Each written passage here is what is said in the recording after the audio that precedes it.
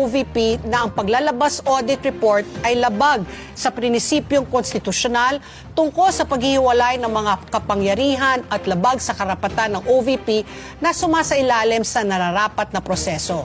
Muling iginit po ni Luistro na ang Kongreso ay may responsibilidad sa konstitusyon na suriin ang mga budget ng lahat ng sangay ng pamahalaan para matiyak na ang mga buwis ay ginagastos sa tamang paraan.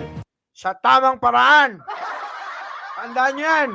Kailangan ginagastos sa tamang paraan. Hindi sa mga librong walang kakwenta-kwenta.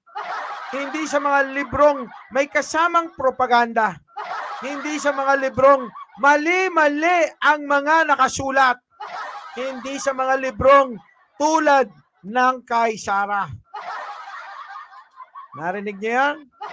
Siyempre, hitignan natin kung ano naman paliwanag ng isang maganda, mahusay,